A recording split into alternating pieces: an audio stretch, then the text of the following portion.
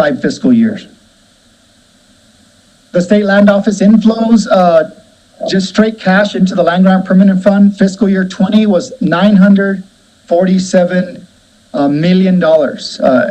This is the money that the state land office generates from state lands in non-renewable resources. Arizona, our neighbors to the west, increased their distribution a few years back. Proposition 123 went to the voters, and on March 17, 2016, the voters increased the distribution from 2.5 to 6.9. So Arizona's distribution is 6.9. It went to federal court, and the federal appeals court, Ninth Circuit, dismissed it in part because the state constitution now undisputedly accords with the Enabling Act. The Enabling Act was actually the New Mexico-Arizona Enabling Act.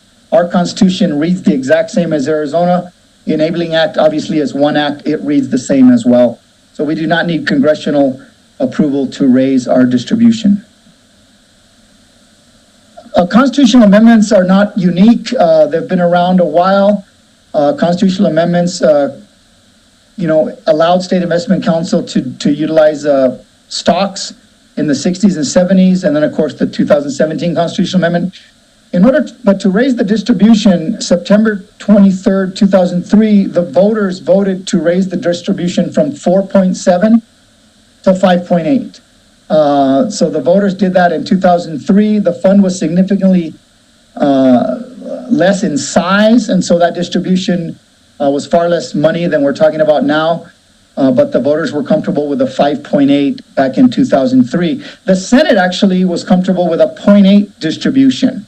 As you recall, House Joint Resolution 3 back in 2016 passed the Senate and increased the distribution from 5 to 5.8 for K through 12. It never got a hearing in the House that year, but it did pass the Senate, given the budget crunch that was occurring during that time. And then, of course, the last 4 years, House Joint Resolution 1, the proposal to increase the distribution by 1%, has passed the House 4 times and has not passed the Senate on to the voters.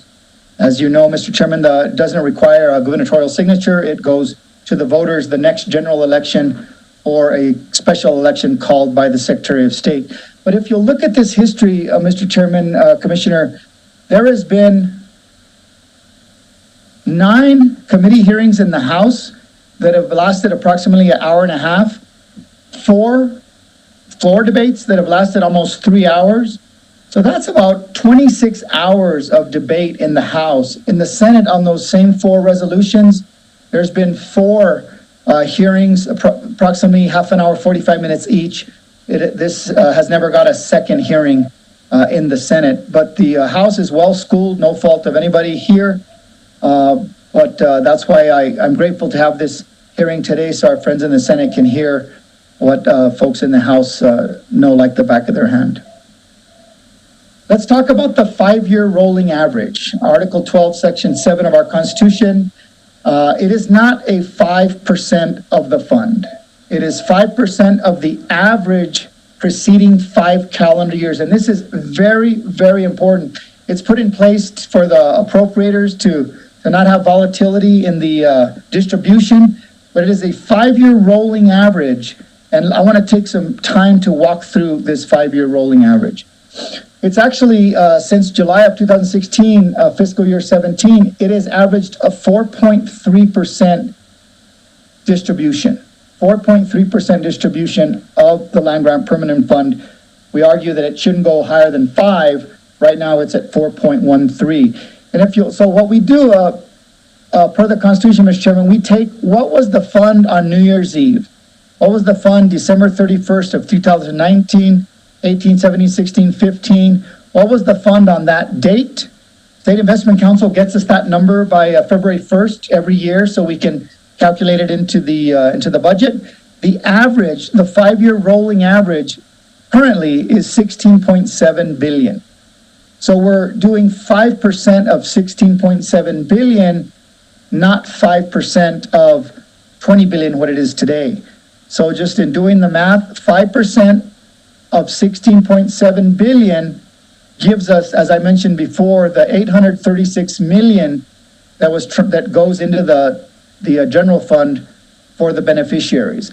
That number actually, it's not one big check, and we lose all that interest accumulated, but we do it very smartly. Per statute, it's divided into 12 payments, 12 months, and each payment is approximately $70 million. So, the beginning of the fiscal year, July, August, September, 70 million is transferred into the general fund for government operations for the 21 beneficiaries, and the remaining amount stays in the investment account, continuing to collect interest throughout the year. So $70 million is transferred around the first of the month from July 1st, 2020 until next year, the end of the fiscal year, June 1st, 2021. And here's why it's a 4.13 average, not a 5% average. The fund, as calculated on August 31st, or when we woke up September 1st, was $19.9 billion. The check that was received from the Land Grant Permanent Fund was $68.7 million. When you do the math, Mr. Chairman, on that one payout, it's 4.19% of the fund. And consider that's in the beginning of the fiscal year. When we get to the end of the fiscal year, April, May, June, it will be approximately 3.9% distribution. And I think we all agree that a fund can handle a 5% distribution. And then, of course, this is really small, but when you have time, Mr. Chairman, members, this is the date where the State Investment Council calculates the amount of the Land Grant Permanent Fund. This is the market value of that fund. As you can see, it's very volatile from month to month. And then, however, here is the 5-year rolling average that we as appropriators use to distribute the money. And of course, the 5-year rolling average jumps the beginning of each fiscal year.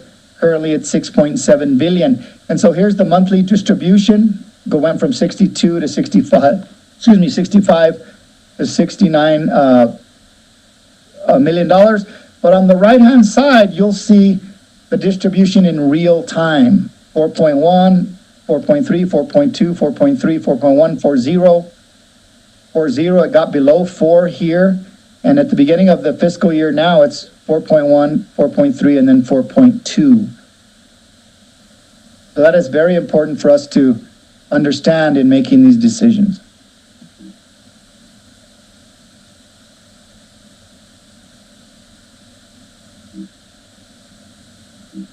And let me try to get to the next page. Here we go. And so here's a graph of the distribution that I just spoke of. During the worst financial crisis of our lifetime, the distribution in real time crept up to 7%, went back down to 6%, and then went back down to 5% with a bump in 2011. But for the past 8 years, it has been below 5% and sometimes creeps below 3%. When the market is steady, it dips well below 5%, and that's where we got that average of 4.13 the past 5 years. And then I want to make another point that folks may not be aware of is the distribution doesn't mean we have to spend it all. So the main argument that we heard was you can't go above 5%. We're not, we're at 4.13. But the second most prevalent argument was you cannot put $150 million into a system overnight, that that's irresponsible. So this graph, this chart rather, has a distribution of $150 million for the next 11 fiscal years. So this chart assumes no inflation and no return on investment, just to make the math easier. So if the voters were to pass this constitutional amendment, it would make available approximately $150 million for early childhood development. We don't need to appropriate that. We don't need to give them the legal permission to spend the money. We can appropriate $25 million. Well, what happens to the remaining $125 million? It stays in the investment account and earmarked by law for early childhood education. And this is the statute is 19-1-20. We just need to change a shall to a may, which will allow this to occur. As of right now, we appropriate every dime that's distributed to the beneficiaries, but legally we don't have to if we don't think that's prudent. And then, of course, the next year you raise the investment $25 million each year. 75 million, 100 million, you get to 150 million by fiscal year 27. And when we get to that point, there is $375 million remaining in the investment account collecting interest. And then, of course, we appropriate down on that, and then we get up to the robust amount in 10, 12 years to fully fund universal pre-K for every single child in the state of New Mexico. And by that time, our general fund will have grown, the programs will have grown, and we will be able to continue the funding without decreasing funding ever.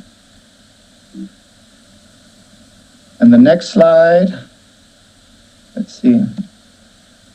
Yazzie, the Martinez-Yazzie v. State lawsuit. I ask all of our colleagues to reread it between now and the session. The initial holding by the judge, and then of course the Yazzie plaintiffs have filed motions since then. But the Yazzie plaintiffs argue and request of the court to order the defendants, us, the state of New Mexico, to describe the steps that will be taken to provide programs and services such as early childhood education to all at-risk children throughout the state no later than the beginning of the 2019 school year, which was last year. So early education is a key component to fulfilling our obligations under the Constitution and dealing with the achievement gap here in New Mexico. Granted, Martinez-Yazzie dealt with K through 12, but the court realizes, and it even states, that money matters and that early childhood education is a component to fulfilling the concerns of the Yazzie plaintiffs.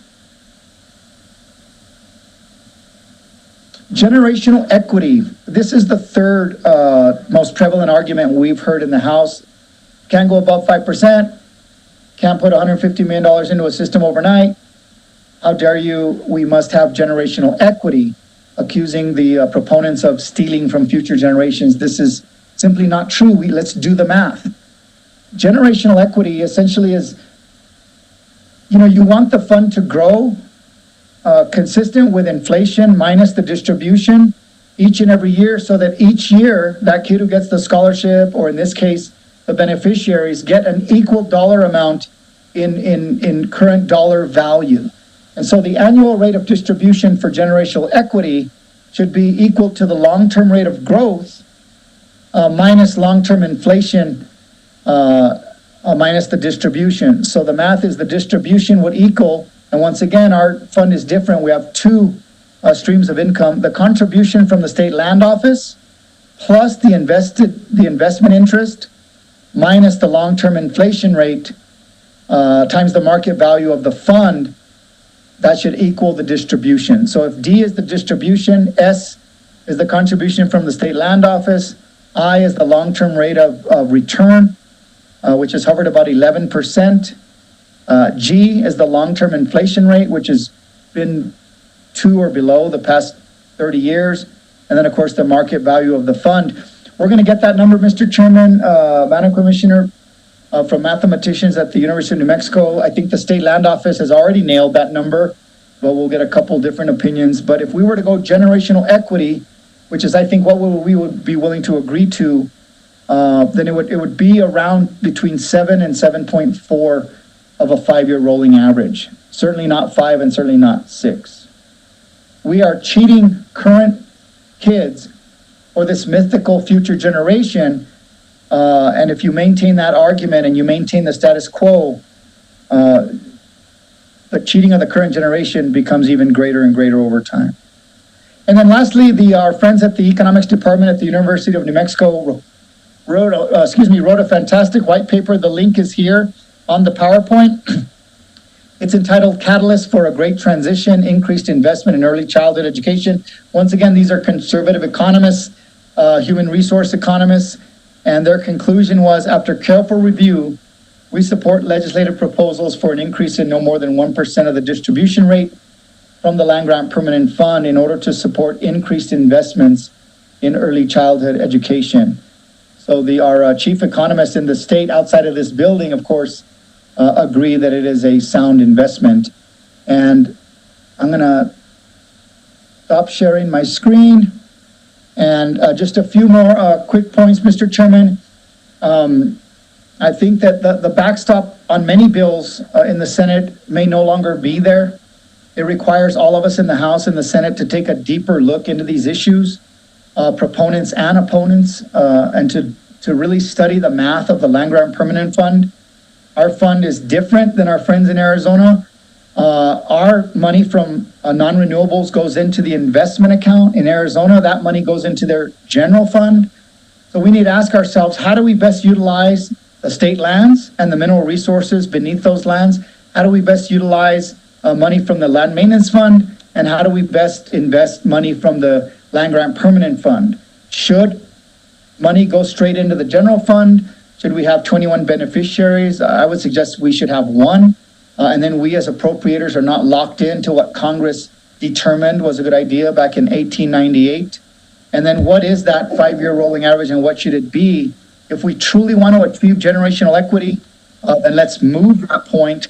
And then also with regards to the rigidity as policymakers, we can change the Constitution, which would allow us more latitude to allocate the funds consistent with our policy wishes. Per the Constitution and per state statute, there is no purpose of our Land Grant Permanent Fund. Of the 7 states that have similar funds, only 2 of them have a stated purpose. The Land Grant Permanent Fund is what we as New Mexicans deem it to be. There's kind of 2 schools of thought. One is it's a development fund, which I believe you and I, Mr. Chairman, believe it is. It's a development fund to build our government and spur our economy. Theoretically, so it may even be no longer needed.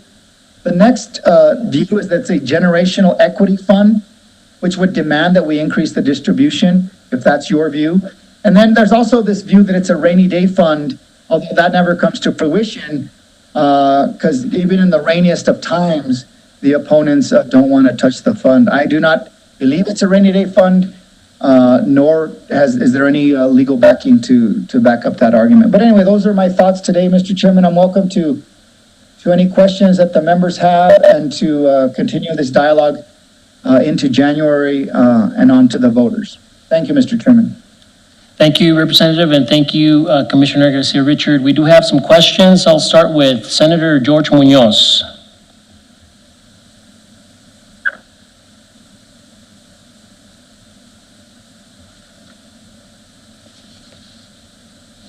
Senator Munoz, you're ready to go. You are unmuted. Can you hear me now? We can hear you, sir. Go ahead. And Representative, at the end of the day, if we make these distributions and however the math works out and it's targeted to early childhood, how do you guarantee that those children in my district or in western New Mexico or in rural New Mexico anywhere get equal services as everyone else?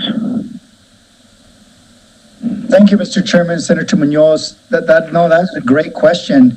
The Constitution demands equal treatment, but in practical reality, it's much more difficult in the rural areas and in native country. I think we need to build out as quickly as possible these systems, help all these nonprofits and for-profits build out their capacity.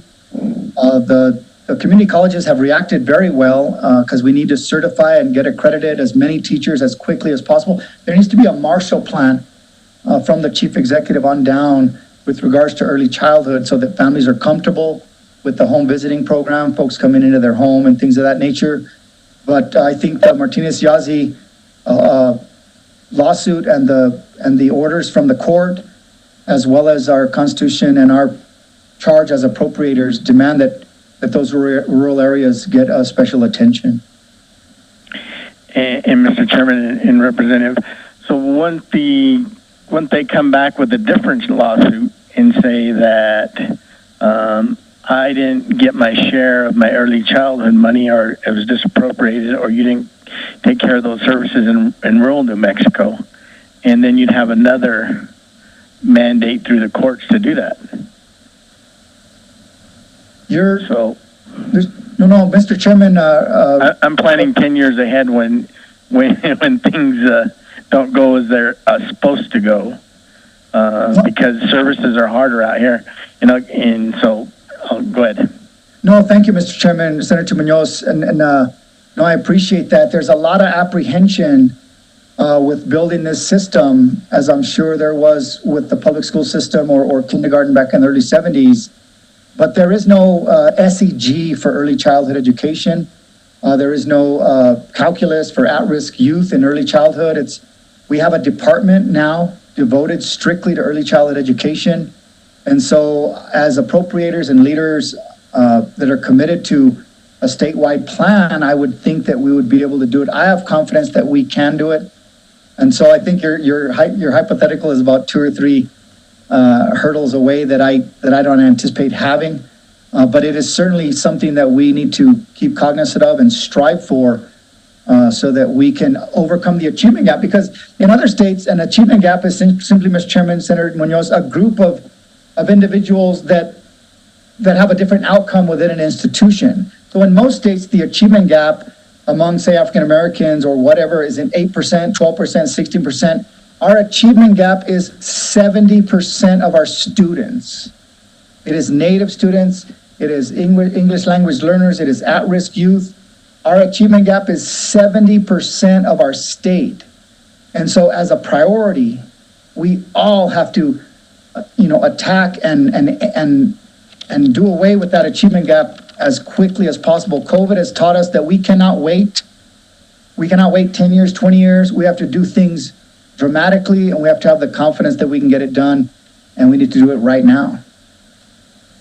And then would you be willing to add language if any of this was misspent or misused, that automatically they would have criminal conduct applied or criminal code applied to them? Thank you, Mr. Chairman. Senator Munoz, I believe that government officials are immune. I don't think it would be criminal to underfund or overfund, but keep in mind, we don't have to distribute the entire amount. And that's what's key, and that's what I was trying to tell my friends on Senate Finance, that if the distribution is 150 million, we don't have to give the legal permission to spend that money. We're doing fantastic data-driven programs now. The Family Success Lab will be part of the legislative process this January. We can get impeccable stats, and we could build this system responsibly so that we don't shortchange those students, which would be criminal, philosophically, but obviously it wouldn't be a crime in the criminal code. And so, Mr. Chairman and Representative, so if and you know how the legislature works and the budget works, so if all of a sudden we have $150 million sitting there that the voters approve, which I think is key that they have to approve it, and we have a budget shortfall, the first place we're going to reach to infill that is with money sitting there. You'll have a bucket of money that's not expended. So then we could take the early childhood secretary, assign her that 150 million in one budget year, and take her all out of general fund and pull her trust, the 300 million. I think we reduced it, right? Reduce that trust down and begin to pull cash balances, and then we'll spend on other programs. So how do you think that's going to play out in the legislature if it was approved by the voters? Thank you, Mr. Chairman. Senator Munoz. No, that's an excellent point. And I think there would be somewhat of a trade-off. I would hope to the tune of $10, $20 million. I don't think it would be a $150 million trade-off. If the money were to go to K through 12 with a $3.4 billion budget, I think there would be that greater trade-off and less direct benefit to the students. But this would be a legal and constitutional mandate for early childhood education. And it would allow us to build out this system without ever cutting that budget. And that's the key, and that's what we've learned from our friends in Senate Finance. It is the Land Grant Permanent Fund is the most reliable funding source we have in state government. So if we ever want to build out this early childhood system without ever cutting back, then the Land Grant Permanent Fund is the way to go. But we've also been living in this world, Mr. Chairman, Senator Munoz, this no new taxes, and our economy doesn't grow, and austerity. We've been living in this kind of weird fiscal world. That it's a new world. Our economy hopefully is going to start growing dramatically, Albuquerque hopefully will grow, we'll have more revenues, and we could change our GRT tax code, which will lower the rate and increase monies for the general fund. So, nowhere to go but up. Thank you, Mr. Chairman. That's it. Thank you. Thank you, Senator, Mr. Chairman. Thank you, Senator. Representative Larry Scott.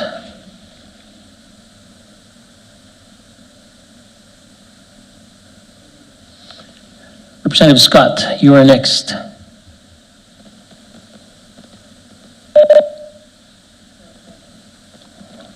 And you should be unmuted, Representative Scott. Go ahead.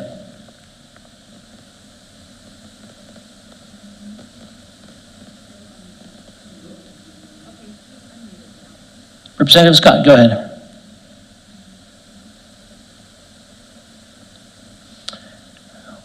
We can't hear you, so we'll go to the next question and we'll come back to you, Representative Scott. Representative Montoya.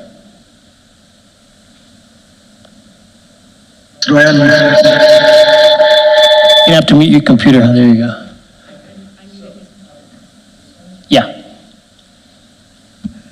Thank you, Mr. Chairman. So I have a question for actually either the chairman himself or Representative Maestas.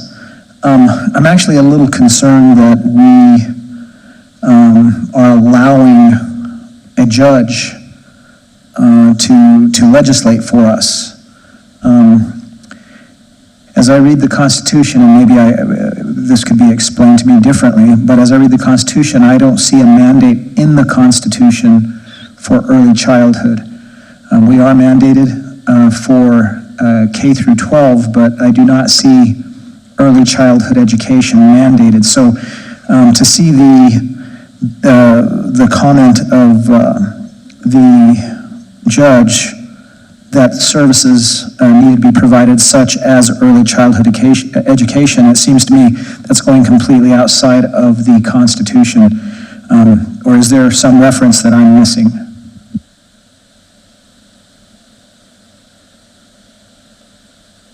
Thank you, Mr. Chairman. Representative Montoya. No, that's a great question. The words in the Constitution say education.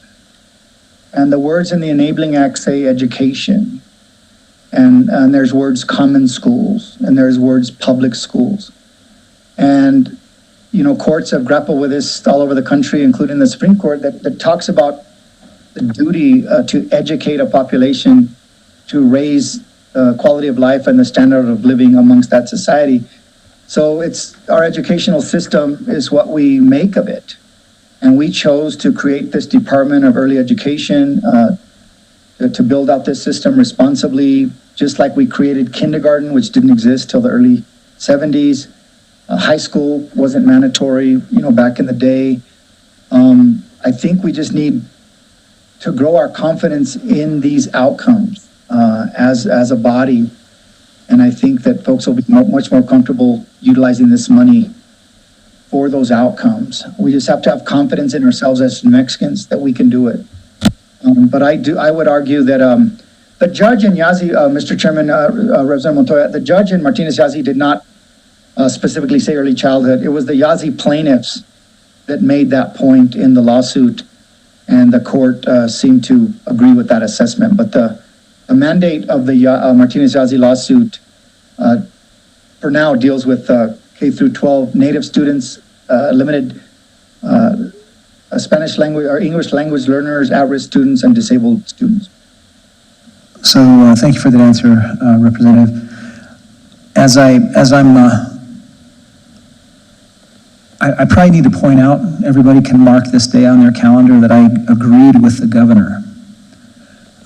I agreed with the governor when she asked that this lawsuit be thrown out, and the reason is this really oversteps the legislative authority, or oversteps the judicial authority to come over and say what legislators need to spend, considering that we do have written in the Constitution spending limits. The idea that the judicial branch would come in and tell the legislative branch how to appropriate, I think, is completely out of bounds. And when the governor went forward with that, asked for that dismissal, I completely agree with that. I believe it should have been taken all the way up to the Supreme Court, because this is, quite frankly, it's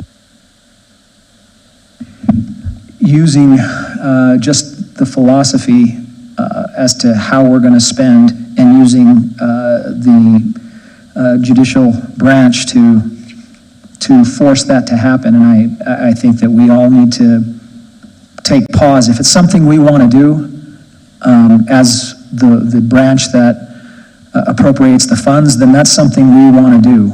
But to allow a judge to come in and tell us we need to do that is a step too far. But as far as, you made a statement, Representative, that the only way we can go is up. I think you might need to tell that to Venezuela. It's a very similar economy to New Mexico's, and the land grant permanent fund is based on the very same thing that Venezuela built their economy on, or had their economy built on. And the idea that to just go ahead and remove and harm oil and gas production, especially if we're looking at tapping this permanent fund, or this land grant fund, is very short-sighted. So the fund is going to be pulled on both ends. The efforts over the last 2 years and promises that I'm seeing during the campaign season right now, all are going to have the effect of causing the inputs to the land grant permanent fund to drop over the years. And so the idea that we're going to spend currently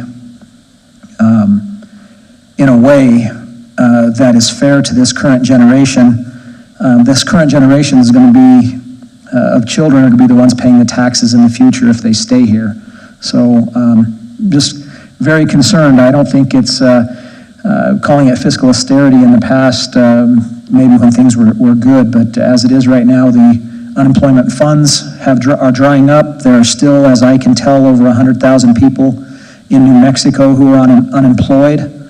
And the numbers that surprised all of us, I believe, in gross receipts taxes coming into the fund, I think were bolstered by the federal stimulus dollars going to the folks on unemployment. And if there's not a continuation of that going forward, at a certain point, the federal government's not going to spend. And we'll see those gross receipts taxes drop. So I think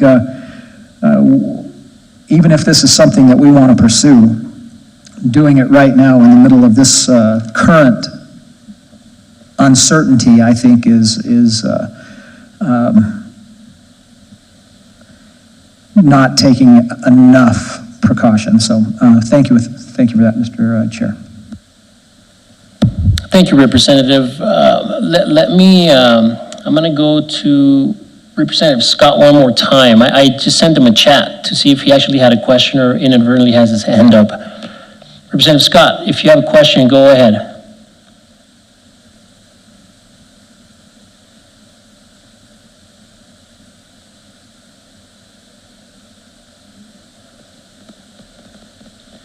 We can see you unmute yourself, Representative, but we cannot hear you.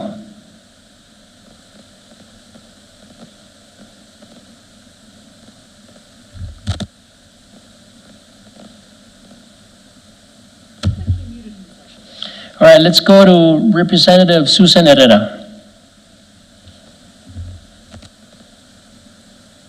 Thank you, Mr. Chair, and thank you, Mr. Maestas, for a great presentation. I guess I just want to make clear about what you asked me, because I went over all these charts again, and I hear what you're not asking for, but I want to make sure I know what you're asking for. You're asking for basically a 1% increase over a 5-year period. Take out from the permanent fund? Is that what, if you would boil it down, is that what you're asking for? No, thank you, Mr. Chairman, Representative. In today's presentation, I'm not asking for just sharing what I've learned about the fund so that we can make smart decisions. The proposal that's come out of the House the last 4 years was 1% increase distribution for early education. Now, as we all know, the 86% of that 1% would go to early education, and then the other beneficiaries would get a 1% bump, essentially, NIMI, School for the Deaf, and things of that nature. We've put a sunset in the past. The proposal that left the House this last year did not have a sunset. If it's good public policy, it should be in perpetuity. But I'm asking my fellow legislators to agree that educational equity is in fact a good way to go, and that we agree on generational equity, and then we just do the math, and we increase the distribution consistent with the math. Mr. Chair, Mr. Maestas, I served, I started the Lowell Foundation, and we'd raised about 140 million over a 17-year period, gave out 60 million to the community. I left there with an endowment of 80 million. That's over 100 million today. I was also president of the New Mexico Association of Grantmakers. So I walked in this world of endowments for many years, and how you increase that money and how you pay it out and how you do that in an equitable way. It's really a very complex system. So I would just like to remind this committee, in 2000, all foundations are required to pay out 5%. That's just it. Most of them use a 5-year rolling average. The law is that you have to pay out 5%. In times like this, when you have huge stock market returns, a lot of the bigger foundations, I'm talking Kellogg, Carnegie, the huge foundations, Amazon, this is very ripe times. I was also a former grant writer, because at the end of times like this, when you have a high rising stock market, and they are required to pay out. So a lot of times, even with the 5-year rolling average, they're going to have a lot of money left on the table. It is hard to spend money well. We know that as legislators. It is hard to spend money well. So in times like this, if you have personal relationships with presidents and vice presidents of major foundations, you are going to them for, a $5 million grant to do an early childhood something, or whatever is on the table that nobody's been able to fund. And they're giving out, they have to get it out in big chunks just to stay legal. I mean, that's just what they have to do. In 2006 and 2007, there was a large movement in this country to make that payout 6%. Right across the board for all foundations. A lot of you might not have known about that, but I was active in the endowment and foundation world at the time, and basically, what you have are a lot of foundations that continue to make a lot of money and continue to grow. Our return is actually pretty low when you compare it to some major foundations in this country. So then we had the recession of, then the crash, and then 2008 happened, and then all of that conversation went away. Right now, I think a national conversation again is around large foundations and people having large amounts of money and not being able to pay it out to the people in the most need. I too, I guess, like Representative Montoya, I'm really worried about this unemployment tax. And I'm worried about the Medicaid match that we're going to have to come up with. I think that's going to hit this state hard too. I don't know. I haven't been a legislator very long, but I'm just looking at the math on the wall and seeing how many people are still filing for unemployment, and how COVID is rising, and how we're putting more and more people in poverty in this country. I actually would be in favor of moving it up to a 6% payout. I think in this world, if you tend to be more of a risk taker, you do that. If you tend not to be, you would never go above the 5%. It really just kind of boils down to that. And I've sat at too many tables with this argument over the years. I would be, and what I found is people who actually raise their own money were in favor of paying it out at 7 and 8%. The more farther you were removed from creating the money yourself, the more conservative you were. That was my experience. So I would be in favor of a 1% increase. I don't know if, I think I would put a sunset on it to see if it would work. I would put it in the general fund though. I'm not sure early childhood, even though I'm a huge proponent of that. I think we might need that money to pay out as part of the general fund. And if we could, if we don't need it for that, yeah, it could go to early child or any other place you want. But anytime you tie money to a specific cause, and this is, I think, in the legislature, and I think this is true in endowments, it really limits what you can do to solve an immediate crisis. So I guess that's just my perspective on this. I would be in favor of increasing the payout. I would not limit it to one fund in our budget. So I guess that's all I have to say. It's really more of a comment than a question. I totally appreciate this. I've been looking at this stuff for years too and wondering, I was in favor of increasing the payout many, many years ago when Voices for Children was leading that drive at the time. At that time, it was for early education, still is for early education. I think we ought to just have it for the general fund now. And that's really all I have to say. Thank you. Thank you, Mr. Chairman. Keep in mind, we're restricted to the 21 beneficiaries, but I actually think we need to consider doing away with those beneficiaries and making it the state of New Mexico, and give the appropriators, just like the gentleman from San Juan doesn't like judges telling us how to appropriate, Congress from 1898 is telling us how to appropriate. Thank you, Representatives. Let's go to Senator Bobby Gonzalez. Senator Gonzalez. Thank you, Mr. Chairman. Can you hear me? Yes, we can hear you. Okay, very well. Thank you for the information, and I very applaud very much Representative Maestas for the time that he has invested in learning about the fund, and I also took that stride, quite a few years back, just to be able to understand it and to see what it does and what it's working with. But I have three parts that I just want to bring up, and something that just to keep in mind, because there was a lot of numbers that were being discussed.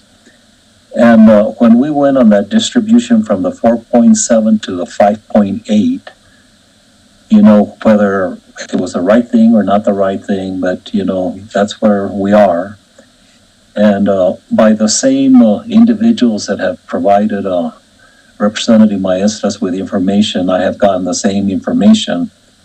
And what we have is that henceforth, we are probably right around $93 million that we're not getting into the fund because of the interruption to the corpus. So that's something that we have to do, is every time that we touch it, what do those numbers?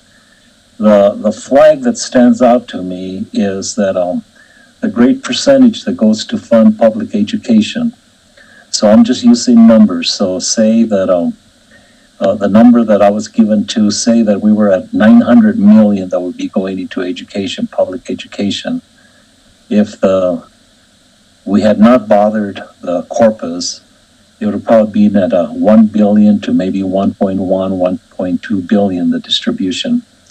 So we can see that. And then the other part that we have to remember is when we went around taking cash balances from everyone, and that wasn't a happy time. It created a lot of problems, created a lot of discussion.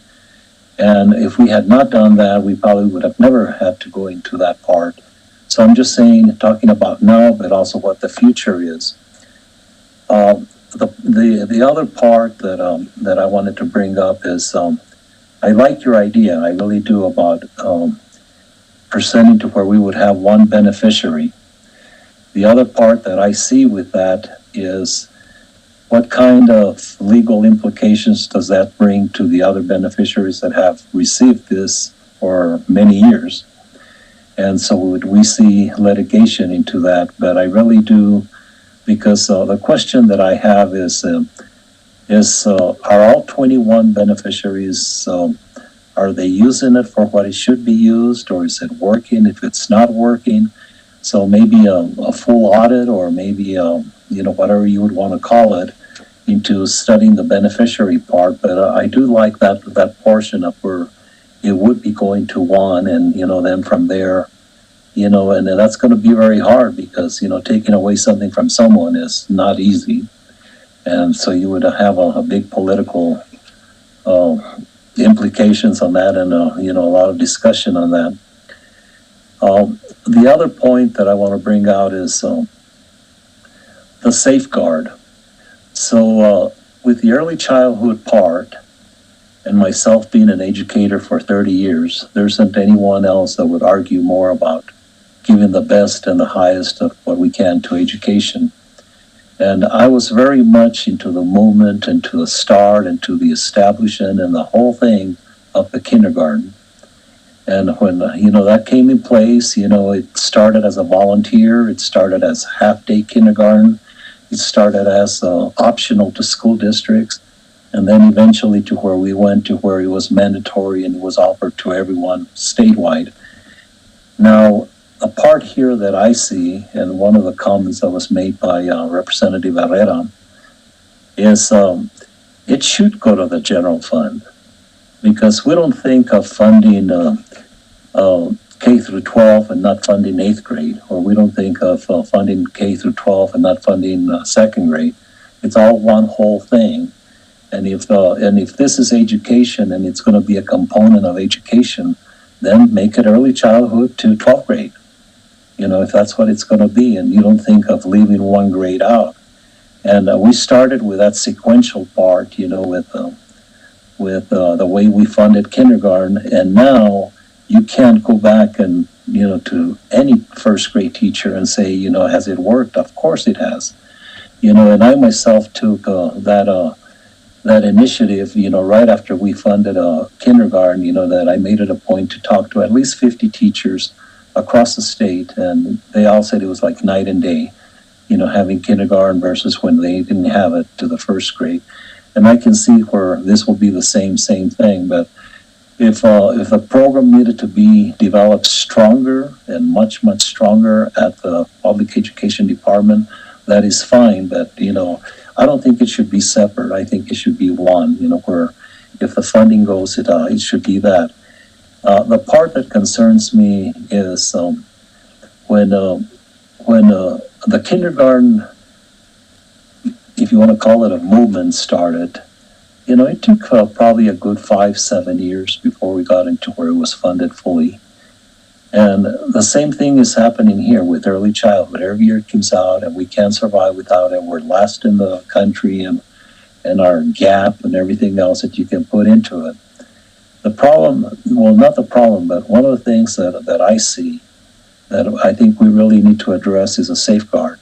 There's already 2 other groups that have already testified this year about going into the permanent fund because they need the money. And if we keep going back again to that corpus part, eventually we won't have what we have, I think that's a good question, and I think that's something that has to be, how would it be done? Is it with a sunset? Is it being with, I would hate to see a sunset, it'd be better to fund it solid and keep it solid, but, under that umbrella of just being to the general fund. So, Mr. Chairman and Representative Maestas, that's my part. I don't know if you want to respond to any part, that's fine, but I just want to share those points with you. No, thank you, Mr. Chairman, Senator Gonzalez. It's great. We should all be thinking and formulating our opinions regarding the fund and how best to utilize it. Thank you, Senator. Thank you, Representative. Yes. Would you like to Yes, weigh in? Commissioner, please.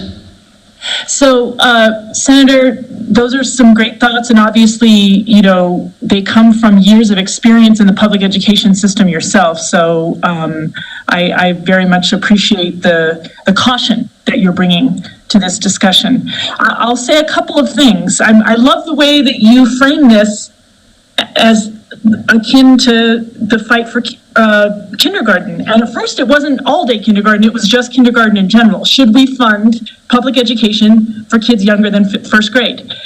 And Lenton Mallory, the first African-American member of the New Mexico State Legislature back in the 70s, I believe he was the chair of House Education, he told me about that struggle and just trying to convince folks of something that like we kind of take for granted now. Kinder is just part of schooling in our minds. So I think that the pre-K and early childhood is kind of the same thing. And then the second thing I'll say is the Congress in 1898 is over 100 years from our thinking now. But the one thing they did get right is to put a premium on education and health services. That's primarily what the beneficiaries represent. They represent our ability to fund those very essential services. And so I would say that in naming them out, they put a priority on them, and it doesn't just kind of go into a general spending or appropriation. It is earmarking for a specific purpose. And then the last thing I'll say is, in response to your concerns about safeguards, concerns about, sort of digging into the corpus, I think this idea about making sure that we have equity between today's kids and future generations is the way to prevent what you are concerned about, Senator. So I appreciate your comments, and those are just some of my perspective from the Land Office. Very well, thank you. Thank you, Commissioner. Seeing no further questions, I do have a few questions and some comments. First of all, thank you, Commissioner Stephanie Garcia Richard and Chairman Representative Maestas for this presentation. Just want to circle back to the title of the presentation, and that is a reliable revenue source, New Mexico's Land Grant Permanent Fund. And I think it was Chairman Maestas who expressed it so well, that this is the most reliable funding source in state government. In many ways, kudos to our forefathers, and I wish I could say foremothers, but unfortunately they weren't really invited to be at the table, allowed to be at the table. With that same history comes a great deal of inequity. And the fact that New Mexico struggled for over 60 years to gain statehood into the Union on purely racial grounds. And then the fact that once we became a state, these very archaic land and fiscal management policies were imposed on us, and they're still here. Those lock boxes are still here. Congress is still telling us how to use our money. I think should be something that should give us all a great deal of pause. Aside from that, I do want to highlight for the committee and for people watching at home, the Land Grant Permanent Fund does not distribute 5%. Chairman Maestas, I think you stated it was 4.1% in real time. Is that correct? Thank you, Mr. Chairman, Representative Martinez. The last 5 years, since July 1st, 2016, it has averaged 4.13. And that 4.13 average is disbursed amongst all of the beneficiaries of the Land Grant Permanent Fund, of which there are how many? Mr. Chairman, Representative Martinez, 21, with 86% being the common schools. So 86% of the distribution is reserved for common schools, which we define as K through 12. Is that correct? Thank you, Mr. Chairman, Representative Martinez. I don't know if we define common schools in statute, but yeah, that money, that 86%, that money goes into the SEG for public education. Which then, Representative, which then the appropriators, so in the legislature, it starts with LFC and then it goes to HAFC and then eventually Senate Finance. And then eventually each chamber votes on the budget. But that funding goes into that pot of money that is used to appropriate funding every single year for education. The other 20 beneficiaries include entities like Department of Corrections, is that correct? Thank you, Mr. Chairman. Representative Martinez, yes, it's defined in the act as the penitentiary, but it's the Department of Corrections, gets a huge chunk of change from the land grant permanent fund. And is the state general fund a beneficiary of the land grant permanent fund? Mr. Chairman, Representative Martinez, it is not. It is the 21 beneficiaries, and they're beneficiaries as well from the state maintenance fund, the land maintenance fund. So these 21 agencies essentially were the territorial government, and they are the beneficiaries of our state lands today. And to me, that's, Mr. Representative and members, to me, that's an interesting point to highlight, because I think that as we hit these tough economic times because of the pandemic, I've heard, folks in state government, even from the executive, from the administration, allude to the fact that maybe we should tap into the fund to help shore up our budget, but we cannot do that unless you created, created a beneficiary, I guess, to include the general fund, which, in my opinion, would actually be probably fiscally irresponsible to do that. But needless to say, I think that what we have here is a funding source that is generating intergenerational income for the state, and it is up to us as legislators to decide how best to invest that money. Now, over the years, there have been changes to the Constitution. I think most recently, you alluded to it, Mr. Representative, the Maestas-Keller amendment that allowed the Investment Council to invest in international stocks and bonds, which has proven to be a pretty good deal for the people of New Mexico, just in terms of how this fund is growing. I do want to also highlight a point that you made. Distribution doesn't equate appropriation, I think is how you had it on your chart. Can you explain that a little bit more, please? Thank you, Mr. Chairman, Representative Martinez. No, this is a great point. The statute, state law, not the Constitution, state law says that whatever the beneficiaries, whatever is distributed to the beneficiaries shall be appropriated to that governmental entity. But in the Enabling Act, after every constitutional amendment, we come back and clean up the statutes. We could change that so that we don't put 150 million into this department overnight. We do not have to appropriate everything that is distributed. It's earmarked. We can spend it or we cannot spend it, but it remains for the benefit of that beneficiary. Thank you, Representative, for clarifying that. And I got a text from one of our members, their eyes sort of opened up and said, well, wait a minute, I didn't really understand that piece. And I know that you in previous debates have made this point, but it's I feel like it's been a sort of recent addition to the debate, the last couple of years, as opposed to the last 10 years, as long as this debate has been going on.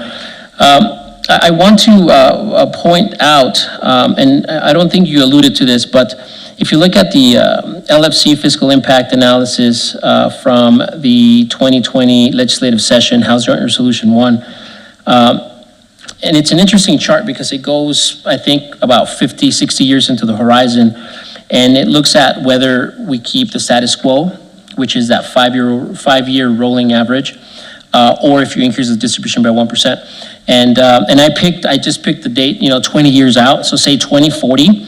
If we stay with the status quo, in 2040, the fund would be valued at $58 billion.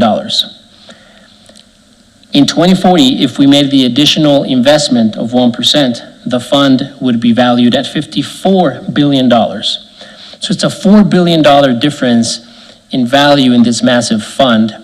And that's not taking into account the productivity of an entire generation of children, several generations of children who would have access to quality, hopefully universal across the board early childhood services in every corner of the state. So I just want to say that because as the argument is being made for reliability of the funding source, those who oppose this will say, well, wait a minute, it's going to break the bank. It's going to dissolve the fund. Well, that's simply not true. Per per our own LFC's analysis. And you can go further down the line to the year 2060 or something and see that it's very much the same sort of result. Lastly, the Martinez-Yazzie lawsuit was mentioned quite a bit. And, you know, I think we've got to remember that the Martinez-Yazzie lawsuit at its core has inequity. The argument is that New Mexico has violated the constitutional rights of children, specifically Native American and Latino, Spanish-speaking children, to a quality education. And, you know, I was cleaning out my office before, during the lunch hour, and I found this, this analysis that was done for House Joint Resolution 1, and it was done in 2016, I believe, 2017. And what we knew then and we know now is that, number one, 8 out of every 10 children in New Mexico under the age of 18 are children of color. We also know that out of that group of students, 90% of Native American fourth graders are below reading proficiency levels. 83% of Latino fourth graders are below reading proficiency levels. I doubt those numbers have improved dramatically the last 3 years. They might have gotten worse. And now with schools being closed, who knows what the impact is going to be. As we talk about equity, as we talk about the lawsuit, and I know that we have different schools of thought as to whether we should allow the court to tell us what to do or not. But the reality remains that children of color in this state have really been left behind. And, you know, I don't blame any political party or any individual. I mean, I just think it's been a failure as a state.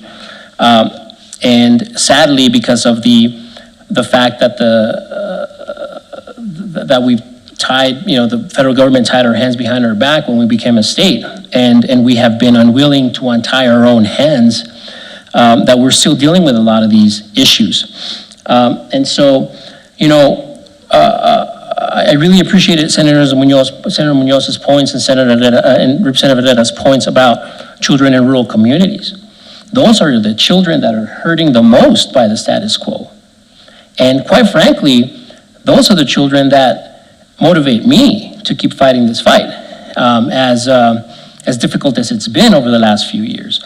It is the fact that those children, whether it's Navajo Nation, or whether it's Chaparral, or whether it's Mesilla, or whether it's the South Valley of Albuquerque, or whether it's downtown Albuquerque, there are hundreds, thousands of children who don't have access to these very critical services.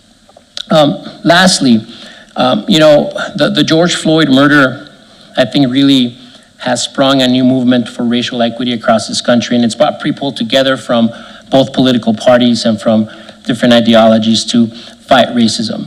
I mean, you know, if there's a bellwether for what's happening in this country, it's probably the NFL. And all you got to do is watch those games on Sundays and the messages that are being put out by the NFL about racial equity and racial justice. And so, you know, I'm glad that our governor created this Council on Racial Justice. I'm glad that there is a group of experts and very smart and very good people working literally as we speak. I think they're meeting today to come up with policy recommendations to address the scourge of racism in our state. And I cannot tell you and members and Representative and Commissioner Garcia Richard how important it is that council look at this policy proposal as one of the main drivers for racial equity in this state.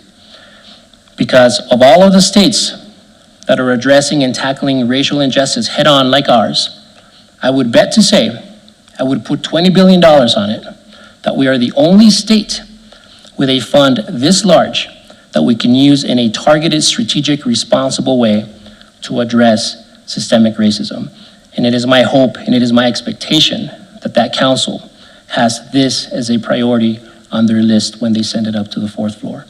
So with that, we are over time. Thank you, Representative. Thank you, Line Commissioner Garcia Richard. Thank you, members, for the great questions. We appreciate you.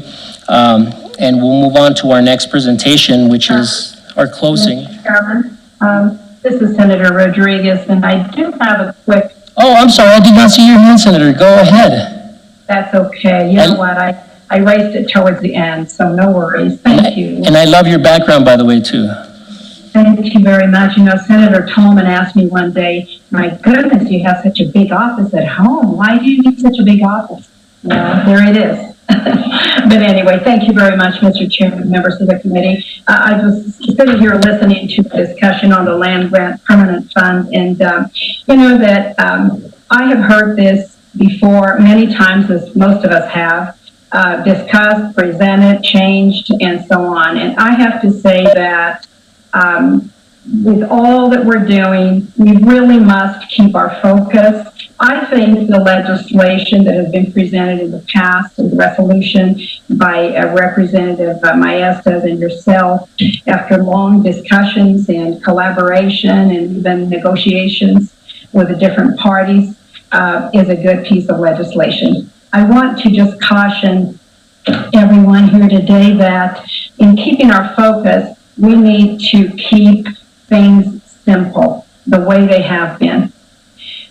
If we keep our focus that this funding and allocation is going strictly to early childhood education, which is what our focus really should be, then we can have a robust and reliable early childhood education system where we can truly measure its performance without the lack of inadequate funding, because that has been an issue for always, since I can remember. Although we have put in quite a bit of money into early childhood education, it has never been big enough or reliable enough to say, okay, here it is now, let's let it work and we can measure its performance.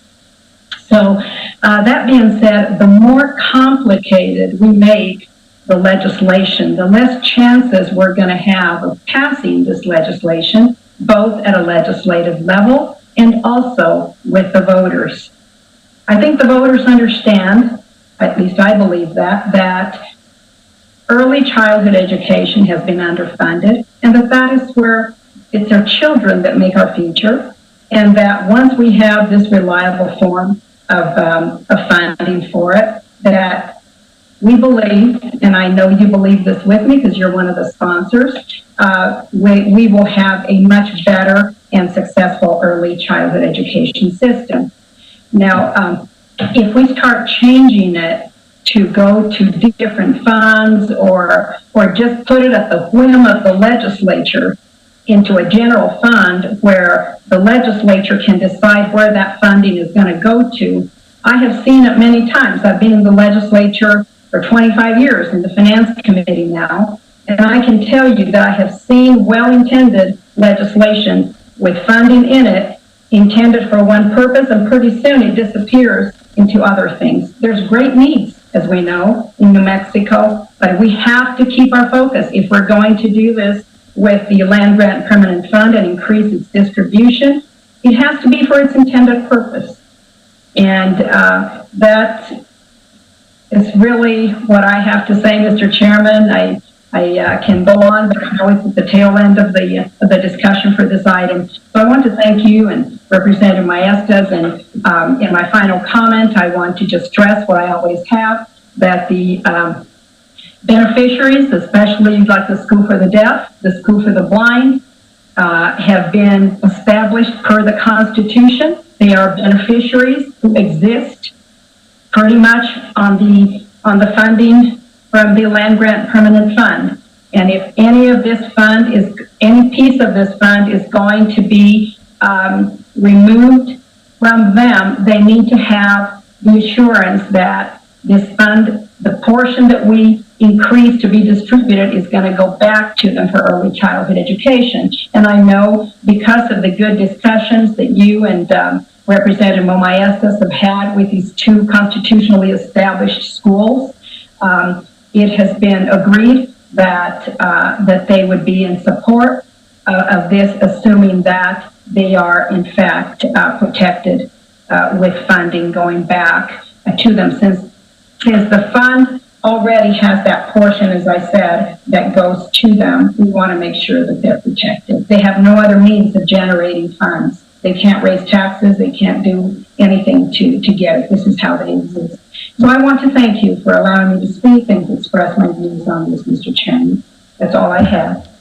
Thank you, Senator. Appreciate your comments. We'll close out this discussion and move on to our next agenda item, and that is creating an option to enroll in health insurance through the income tax system. And we have Ms. Gabby Rivera, Policy Analyst with Health Action New Mexico, and Barbara Weber, Executive Director of Health Action New Mexico. Please take it away. Thank you very much, Mr. Chairman and members of the committee, for this opportunity to present what we think is a very exciting policy option for New Mexico. New Mexico has long been plagued by a high lack of access to health care for its residents. Before the health reform under the Affordable Care Act, we had 1 in 4 New Mexicans who did not have health coverage or access. Now, before the pandemic, we were at about 10% of people in New Mexico who did not have access to health care under any of the coverage programs. But more dramatic in that is that there are a large portion of people. There were 80%, over 80,000 people before the pandemic. Now we think there are about 114,000 people who are actually eligible for Medicaid or for low-cost insurance with tax premium assistance under the Marketplace plan. And one of the things that Health Action does, our mission is to find ways that we can make everyone have access to affordable, accountable, and equitable health care in New Mexico. So we look at all the different policy innovation solutions that are coming across in our state partners. And this one caught our eyes a couple of years ago. We've been working on it since then. And this would be a solution, I call it a low-hanging fruit, to bring on a lot of the people who are eligible, probably don't even know that they're eligible for either Medicaid or for the Be Well Marketplace, and be able to enroll them at tax time. So again, thank you for this opportunity, and I'm going to turn it over to Gabby, who is the lead Health Action Policy Analyst on this project. Gabby? Thank you. Thank you, Mr. Chair and committee members. Good afternoon. Thank you so much for having us. Like Barbara said, I'm Gabby Rivera. I'm Policy Analyst with Health Action New Mexico, and I'm very excited to introduce you to this concept of easy enrollment, creating an option to enroll in health insurance through the income tax system. It's something, like Barbara said, we've been working on in different forms for a couple of years now, and we hope we can show you through this presentation that this could have a huge positive impact for New Mexican families. So we see this as a simple solution to a persistent problem. The Urban Institute's latest report estimates that 214,000 New Mexicans are uninsured, and 53% of those are eligible for no-cost or low-cost coverage. And that translates to over 113,000 people in our state that can afford quality coverage, but might not be aware of their eligibility for that coverage, or who don't know where to begin to get signed up, or face some other barrier to getting enrolled. Our proposed easy enrollment program can effectively reach this population, we believe. Basically, this program would leverage the income tax system to connect uninsured New Mexicans to the plans they already qualify for. Tax filers can simply check a box, releasing the relevant information from their taxes to HSD's Medicaid system and the health insurance exchange at Be Well in New Mexico. And those systems will check their eligibility for health insurance programs and help them enroll. I want to step back for a minute and quickly talk about the process that got us to this point and acknowledge the parties that have been involved. We at Health Action New Mexico have been having discussions with advocates in Maryland, including Families USA, for about 2 years about a similar concept. And we've been watching closely as their version of the program has evolved.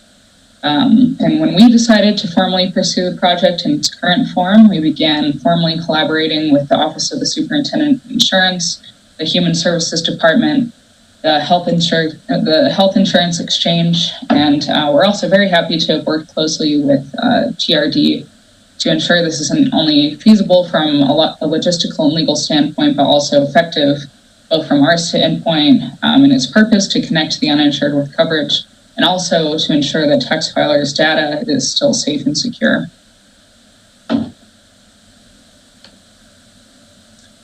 So why the income tax system? I just wanted to touch on why we concluded that this is a great way to connect with that population. It reaches a large proportion of our target population, about 60% Medicaid eligible adults, 70% Medicaid eligible children, and 88% of those who qualify for advanced premium tax credits, which are the discounts on the exchange coverage. And secondly, it provides most of the data HSD and the exchange need to determine the eligibility for coverage. So that includes income level and social security numbers, plus some other details like contact information and household size.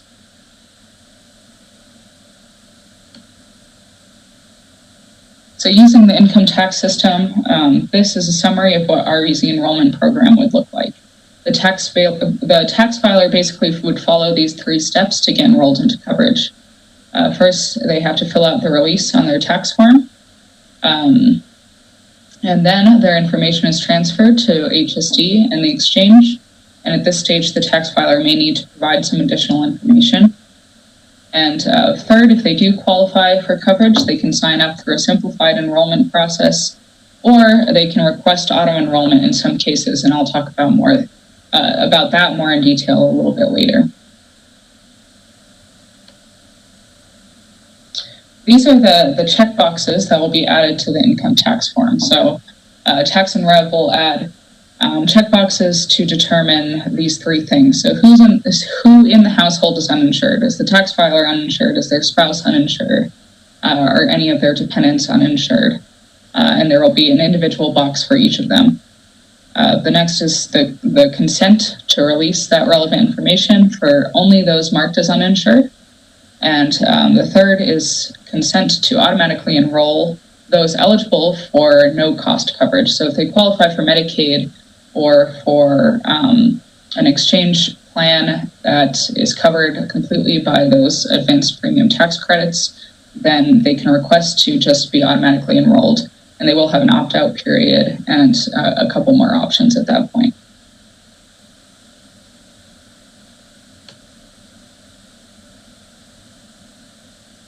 And here's some sample language for how those 2 consent checkboxes might look.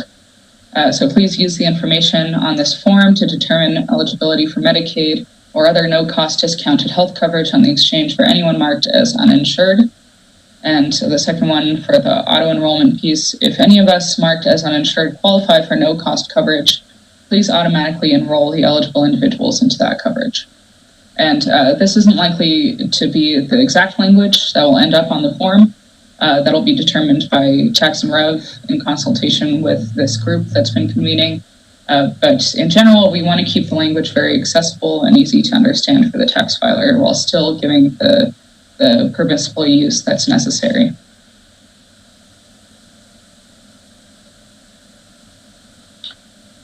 So after the filer checks those boxes, their information will go first to HSD's Medicaid system, since we anticipate that more will be eligible for Medicaid than exchange coverage.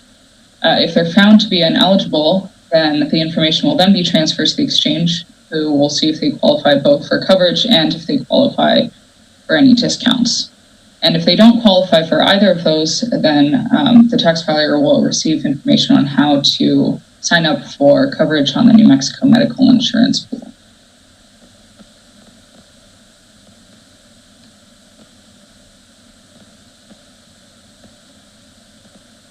And again, when they're assessing the eligibility of these tax filers, additional information will probably be required.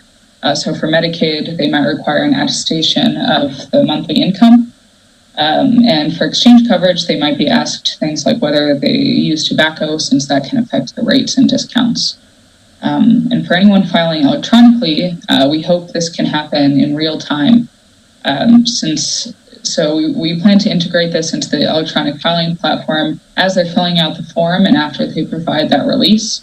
We want a web page to pop up that asks them to fill out that additional information on the spot, and it shouldn't be more than just a couple of questions. And we anticipate that would have a better rate of people actually getting enrolled if there isn't a secondary point of contact after the fact. We want to get it all done when the person is filing those taxes.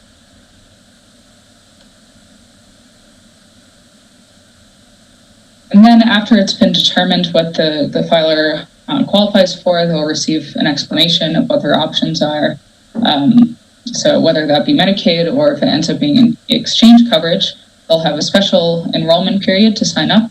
They won't have to wait until open enrollment. For Medicaid, they can sign up all year long anyway. And again, if they don't qualify for any of those options, they can sign up for the New Mexico Medical Insurance Pool, and they'll automatically qualify for that coverage since they weren't able to get another form of coverage. And for those who requested auto-enrollment, they'll be provided an opt-out period. And in some cases, they can, if they qualify for, say, a bronze level exchange plan, then at no cost, then they can also be offered the opportunity to buy up into a higher level plan, so into a silver or a gold plan.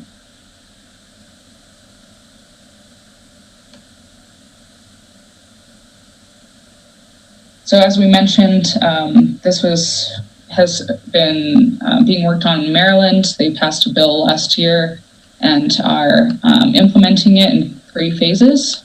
And in this year, they just did phase 1, which was that information release on the tax form, an eligibility assessment, and a simplified enrollment process. Phase 2 this coming year will be electronic integration for real-time eligibility assessment, and the 3rd phase next year or the year after will be automatic enrollment option via a release on the income tax form. And here in New Mexico, just to be clear, we're planning on doing all of this at once rather than phasing it out like this. Colorado just passed a bill that also integrates all of these pieces into one, so we'll be excited to watch how it plays out for them. So the program in Maryland has already seen a lot of early success. We also want to mention that it passed with wide bipartisan support, and in this first year, it's been very successful in its goal. So over 56,000 tax filers checked the box to request that their information be released, and about 3,560 people enrolled, and 75% of those were on Medicaid. And a very exciting statistic for us is that 40% of young people, or 40% of that 3,500 people were young people. And that's great news for the insurance companies and could translate into lower premiums for everyone. We also want to mention that the COVID crisis probably affected enrollment numbers significantly. Maryland did create a special enrollment period, and the way that was advertised, it probably pushed a lot of people that could have enrolled through this program into just the normal special enrollment period. So we do anticipate that numbers are likely to be significantly higher in the coming years after the pandemic and when they are able to get all of those phases in place.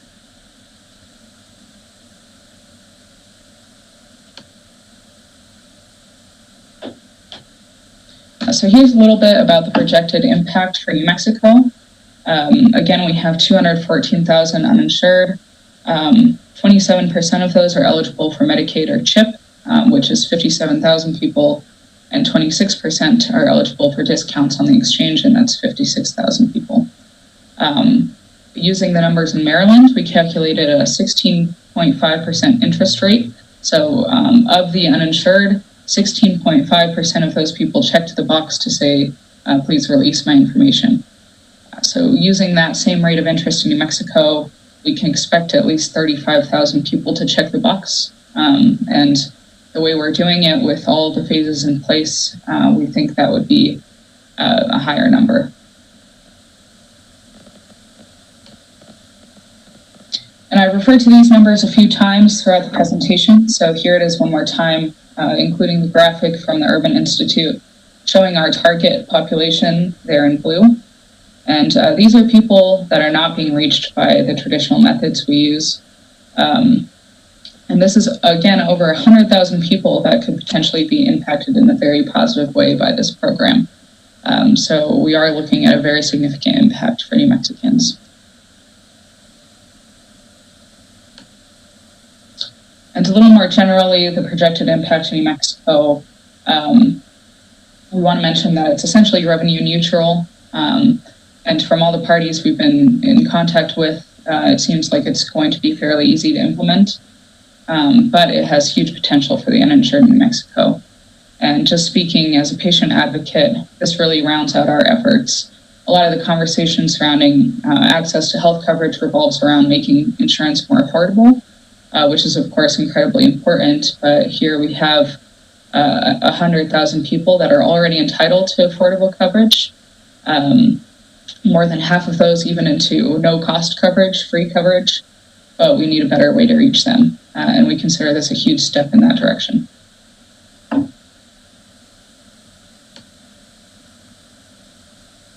So a little bit about our next steps for this project. We'll be meeting soon with the insurance carriers to brief them and get their feedback. We're going to be working with tax preparers on several things, but especially on integrating it into the electronic platforms. On November 12th, we're going to seek an endorsement from the Legislative Health and Human Services Committee. We also have one sponsor, Representative Liz Thompson from that committee. So now we're looking to identify co-sponsors, Senate sponsors, and other legislative champions. And then hopefully getting it past this session. After the session, we will continue to work with TRD, HSD, and the exchange to support effective implementation.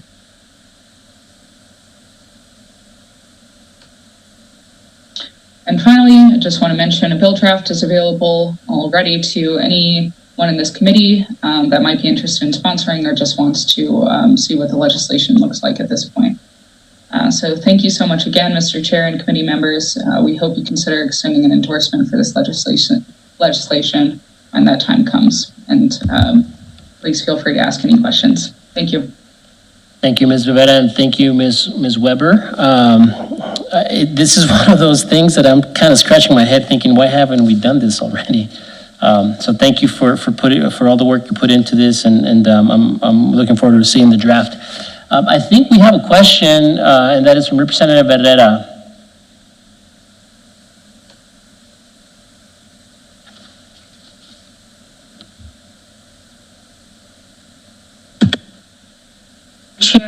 Sorry, Mr. Chair, forgot to take down my hand. All right, understood. Yeah, that happens quite a bit. All right, I don't think I see any questions, but I do have a couple. So it sounds like you're gonna get endorsement from LHHS. Are you gonna seek endorsement from this committee as well? Yes, absolutely. And this is revenue neutral. So does that mean that there is, the department has stated that there is no cost to this, or rather the cost is going to be recouped somewhere else? From what we understand from Tax and Revenue Department, HSD and Superintendent of Insurance, all those parties involved, there won't be an administrative cost to them to implement this. And thank you for that answer. And in terms of what the consumer would be receiving as a result of checking the box, is they would either be automatically enrolled in Medicaid, or also they would be, or rather they might be automatically enrolled into the health exchange system? Mr. Chair, only if no cost coverage is available as a plan on the exchange. So if those advanced premium tax credits completely cancel out their premium amount, at that point they could be automatically enrolled. Otherwise, they would be informed of their options and be able to pick a plan to enroll into.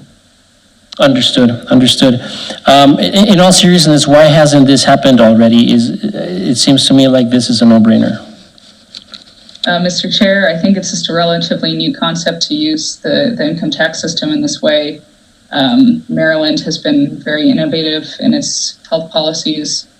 these last few years, and we've been looking to them for innovative concepts like this, and this was one of our favorites. Thank you for that answer. And just in terms of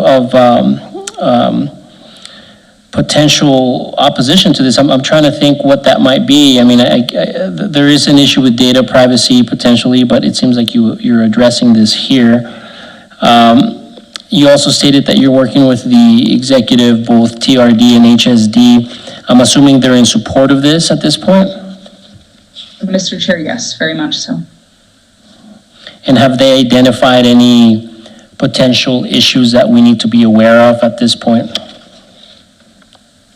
Mr. Chair, not that I'm aware of. They've been working with us since the beginning, really, of this process, and they've helped write the legislation in a way that they don't anticipate any problems. Excellent. Well, thank you very much for your time. We appreciate you, Ms. Rivera and Ms. Weber. Thanks for bringing this to our attention, and we look forward to hopefully having it at the December rest-up meeting for endorsement. Thank you all. That is all the business we have, members. We'll reconvene in December. Have a great holiday if I don't see you. Some of you I'll see at LFC next week, so I'll see you then. To our team, thank you all very much again. It's getting better and better. We appreciate you very much. We are adjourned.